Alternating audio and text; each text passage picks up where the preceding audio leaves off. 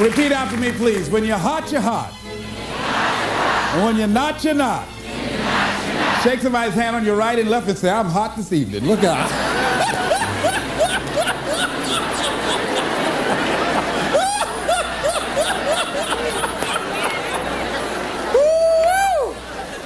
Let me tell you something.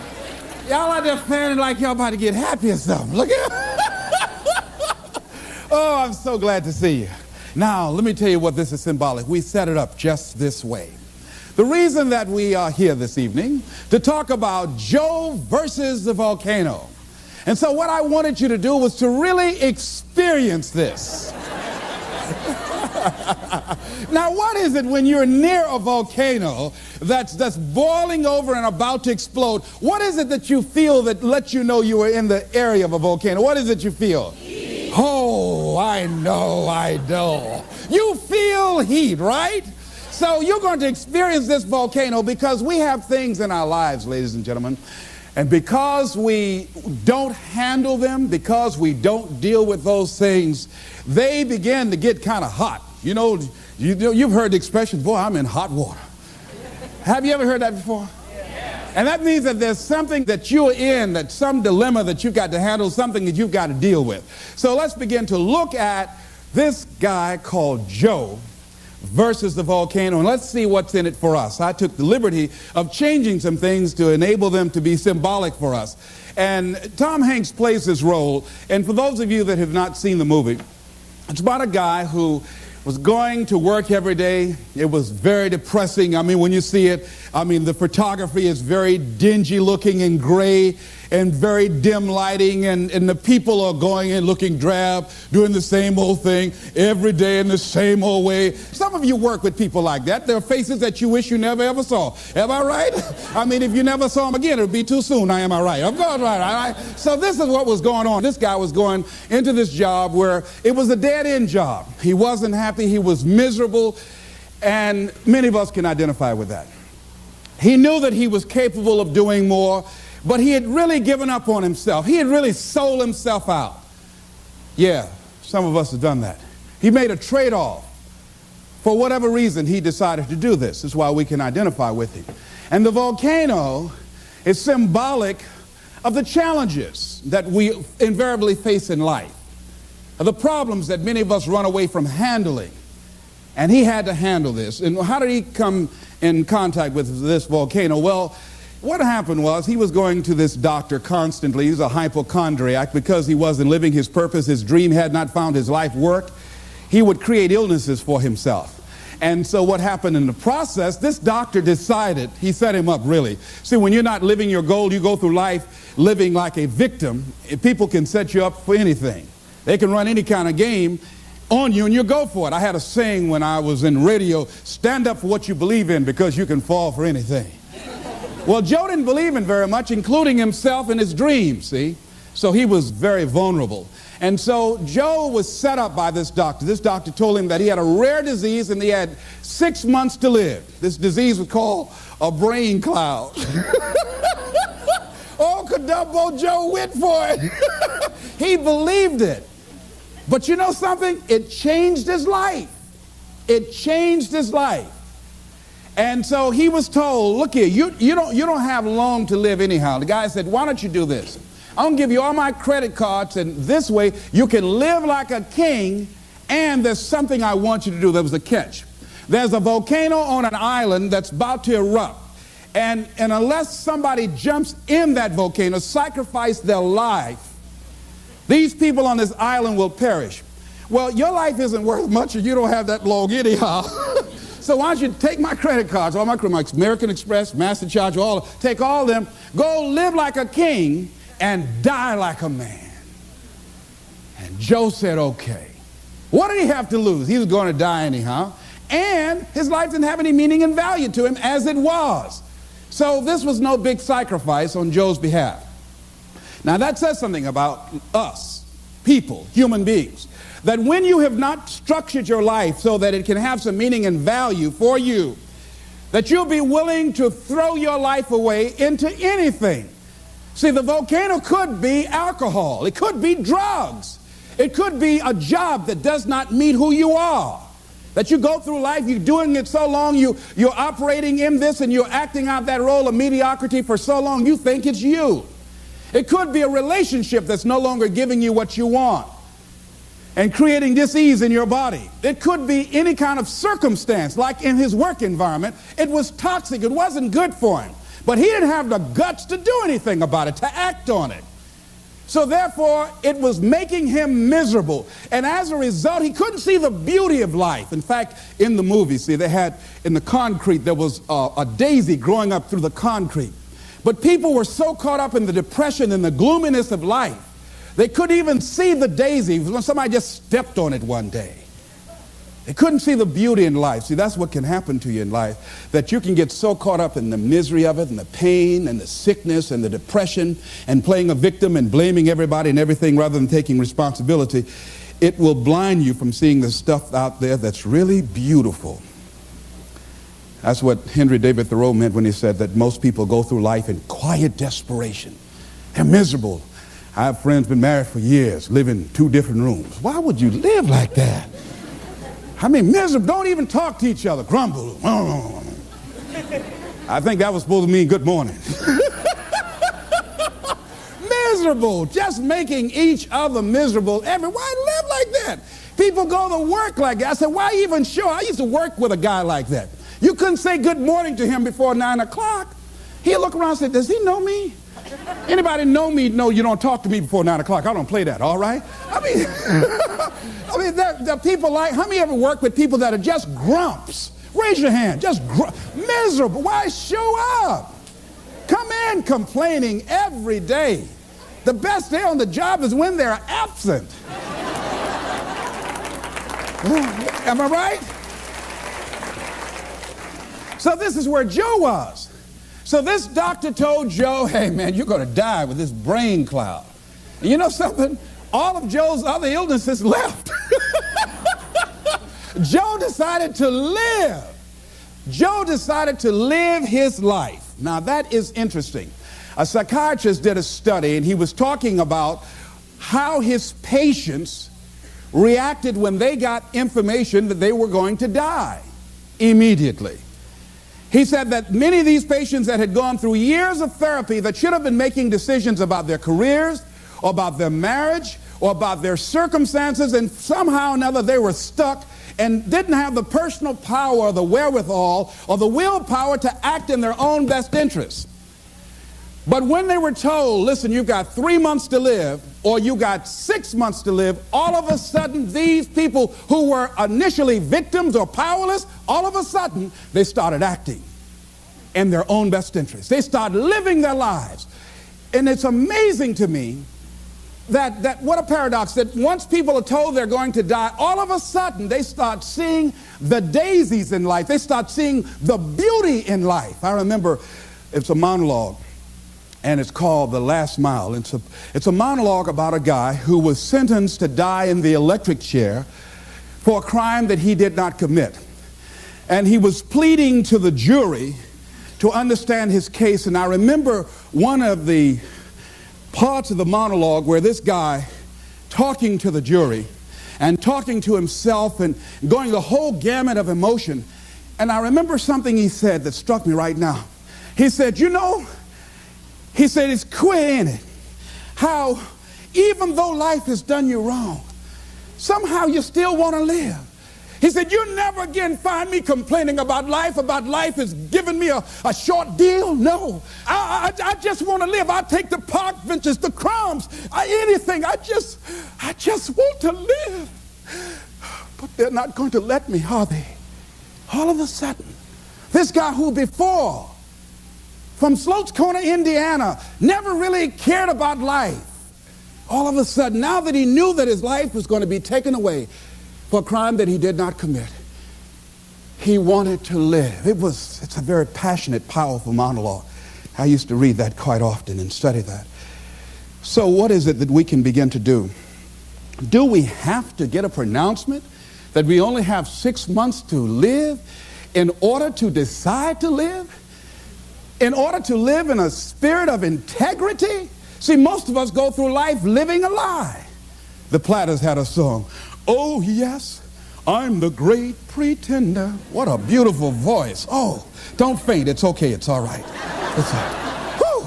Now I hit that note, it just gives me a chill. But anyhow, that many of us go through life being great pretenders. We should get an Academy Award. Pretending that we're happy, pretending that we're content, pretending that everything's happy and gay and carried away. And that's not the way that it is. Going through life feeling that we can't do anything about our situation like Joe did. But when they told Joe he was going to die, Joe became a new person, went back to work, and a young lady he'd been wanting to talk to for a long time, he said, hey, I want to take you out. He wasn't worried about rejection. Joe had his eyes on her. He said, Lord is my shepherd, I'll see what I want. Old Joe said, I might be going, but I ain't dead yet. He wanted a little bit more living. You hear me? I like that, Joe. Don't lose that. Don't lose that.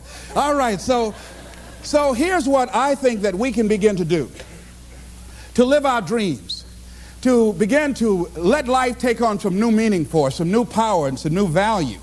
Is to begin to look for the daisies in your life right now where you are. Regardless of what's happening to you, regardless of what's going on with you, begin to look for some beauty in it. Begin to look for some lessons that you can learn from where you are and what you're going through. See, the volcano. See, when Joe jumped into the volcano, and he eventually did that with a young lady that fell in love with him, they were thrown out of the volcano and they survived. Think about that. Now, see, I think that when you decide to take a leap and you handle the challenges that you're facing, read something about fear. That's one of the things that keeps us from beginning to live life. Here's what happened. This guy, John Rogers, wrote that. He said, when people take the courage to journey into the center of their fear, they find nothing. It is only many layers of fear being afraid of itself. And Eleanor Roosevelt said, you gain strength, courage, and confidence by every experience in which you really stop to look fear in the face. You're able to say to yourself, I've lived through this horror. I can take the next thing that comes along. You must do the thing you cannot do. See, that's what the volcano is. It is the thing that we cannot do. And because it is that, we must do that. Once fear is acted upon, the death of fear is certain. So what volcano you have in your life? Let me ask you some questions here. If you had 6 months to live, what would you do differently with your life? What would you do differently? Would you have the same job?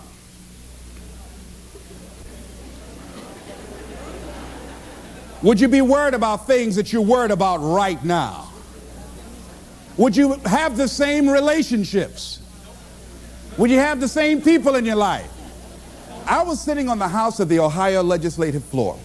I'd just been elected for the third time as the chairman of the Human Resource Committee, powerful, prestigious position, and I was reading a book on how to manage your time in your life, and it talked about what are your long-range goals 2 to 3 years from now, what are your short-range goals, 6 months goals, and then it said, if you had 3 months to live, what would you spend your time doing?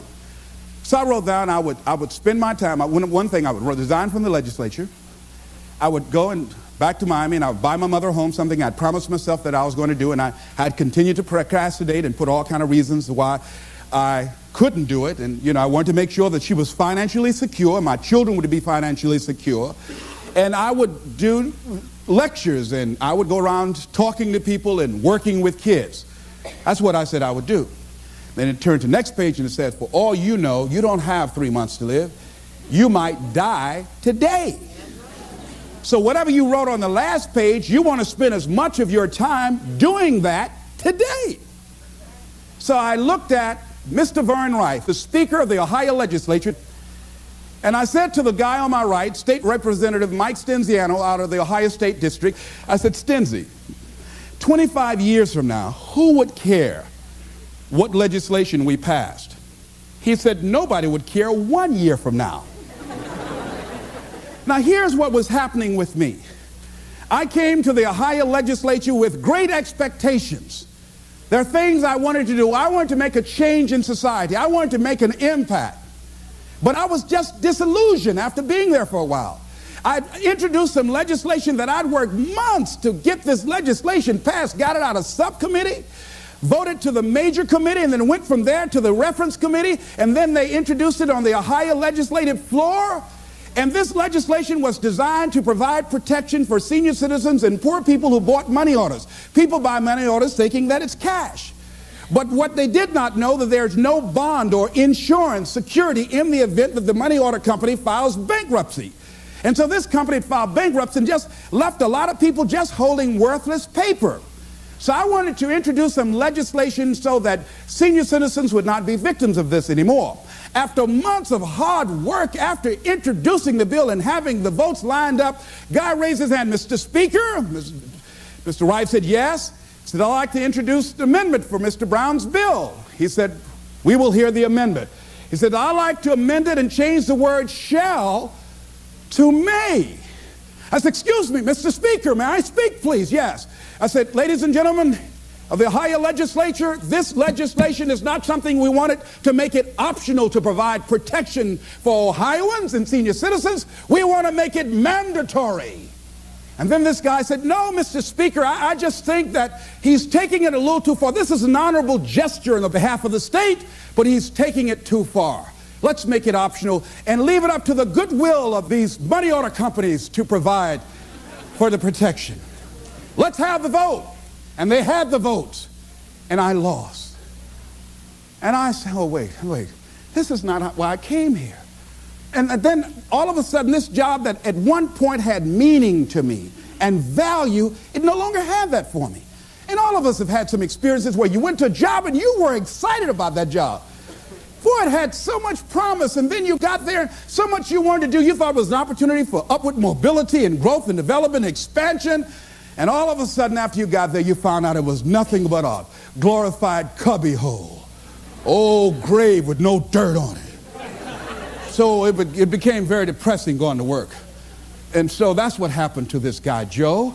And a lot of us have done that before. I used to get my headache stop throbbing on Sunday afternoon after the Sunday afternoon football game, a basketball game.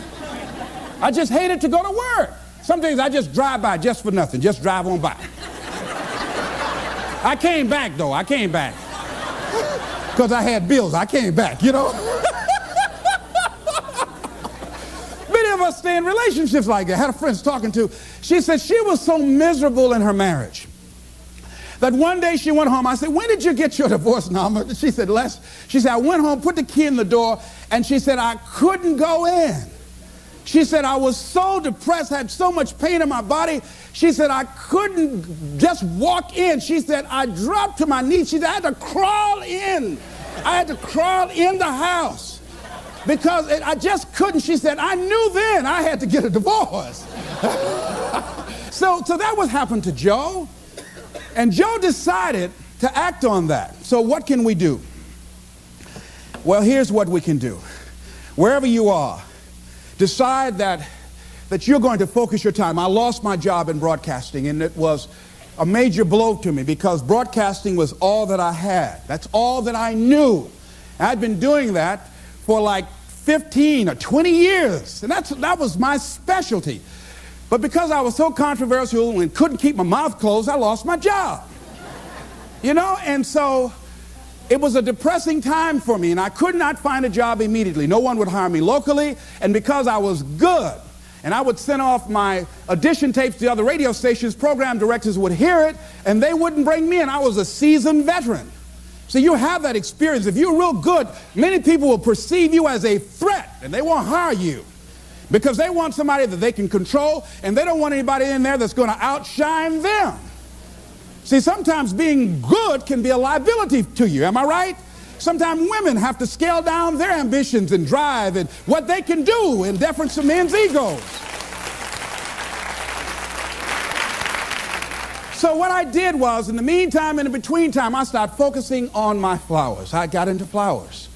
See, they say when I was a kid that an idle mind is a devil's workshop. You know that's true? See, if you don't have anything on your mind, you know your mind can play all kinds of tricks on you, you know. See, when I wasn't busy, sometimes I wanted to call Bert Childs. I said, Bert, can I get my job back? My mind would say, well, if all you had to do just keep your mouth shut, now you unemployed. Running your mouth, quack, quack, quack, quack, quack, quack, quack, quack. Why'd you just shut up? They told you to shut up. Man told you you're going to get fired. No, you had to keep on talking. Oh, ego, ego, ego, ego. Now you're unemployed. Won't nobody hire you because your mouth too big, mouth too big. Stop beating myself up. Why didn't I shut up? Boy, you're right, you're right. You know this voice. You ever talk to yourself? Raise your hand. You know what I'm talking about? You ever talk to yourself? So I just kept busy. I started working on flowers. I got it really into flowers. I knew my flowers had names for my flowers. Grow real good. I'd talk to them. Hello, how are you today? Oh, you're beautiful. I want you to rise. People would bring their flowers over to me that were dying and wilting. I would speak to them and say, rise, those flowers, straighten up like that. That was phenomenal, all right? Then the other thing is I did a lot of volunteer work. I'd go to the hospital and I'd read the Bible to people. And I would go to friends whose parents perhaps were ill or facing a challenge, and I'd talk to them. I became involved in all kind of community volunteerism. So I'm saying that if you're going through a challenge, not that you've been laid off, but the universe has given you an opportunity to find your real true making on the planet, then use that time wisely. Volunteer, give yourself away. My high school teacher, Charles L. Williams, said something I love. He said, love and happiness are like perfumes. You can't sprinkle it on others without getting a few drops on yourself. Isn't that beautiful? See, what you give is what? What you get. All right, repeat after me, please. I'm going to give my life away. Because what you give is what you get. Shake somebody's hand on your right and left and say, share some happiness.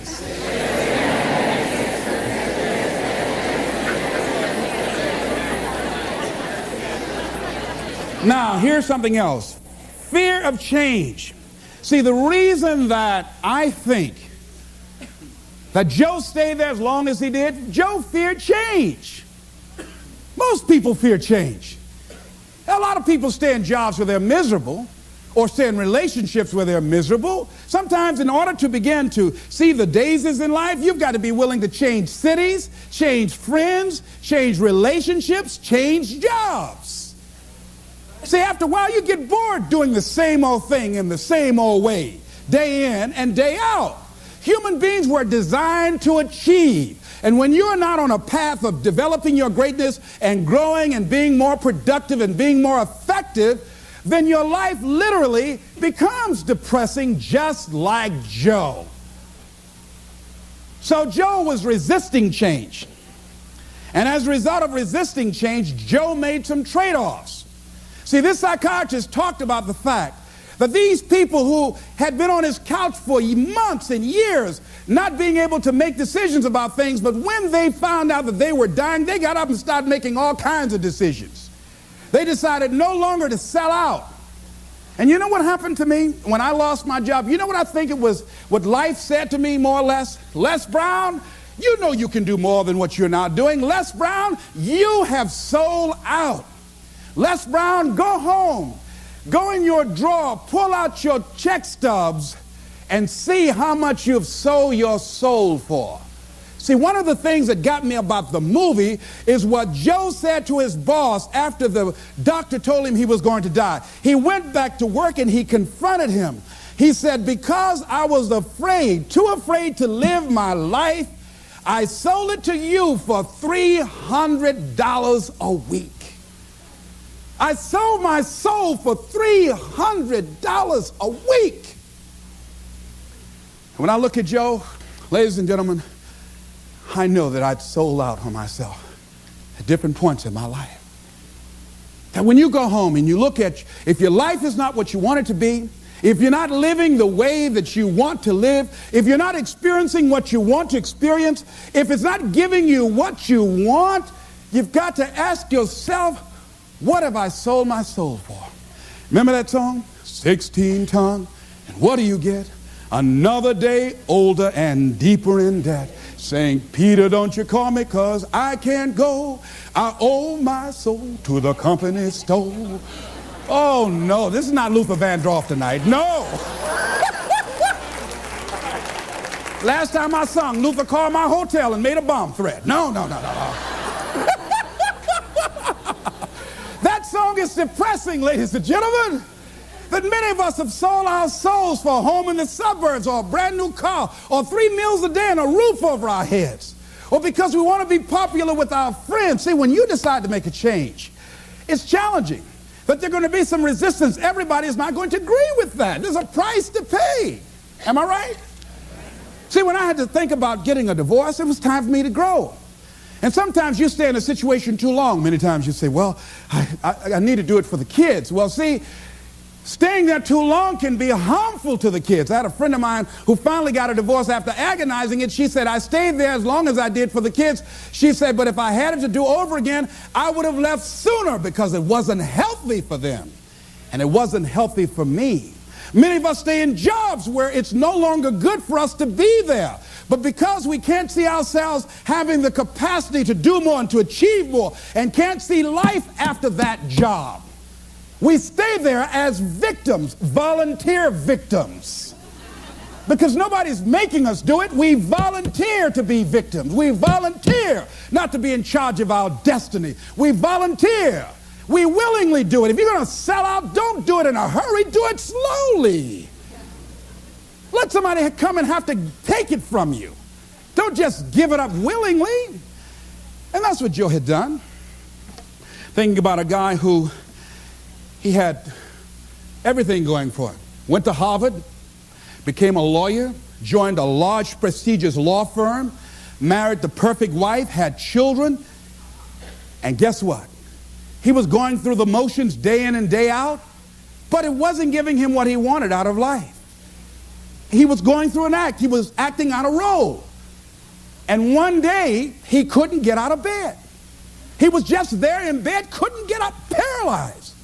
They got the doctors. They looked at him, examined him from head to toe, and said, there's nothing physically wrong with him.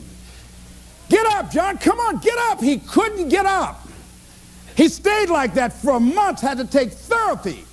See, because there was dis-ease, there was conflict in his body. Many times when life calling on us to change and to grow and to expand, we said, no, I don't want to hear that. No, we resist that. So we can go back to that lifestyle of mediocrity. We resist that change, that growth. We go back so we can go back to sleep. Winston Churchill said the truth is incontrovertible. Malice may attack it, ignorance may deride it, but at the end, there it is. Carlyle said, truth crushed to earth shall rise again. And we know Scripture says, ye shall know the truth, and the truth shall set you free. But the truth that will set men free is the truth that men don't want to hear. See, we don't want to hear. You got to change. You got to take responsibility for your stuff. You got to clean your act up. You are not your act. You need to get your life together. We don't want to hear that. We want to talk about the circumstances. We want to talk about how bad things are, why we can't do it. See, that's where Joe was. So what we have to do is decide to live with integrity in our relationships and the things that gives our lives some meaning. Stop pretending and decide to become real. Decide that we're not going to trade off, because we don't realize what we have in our hands.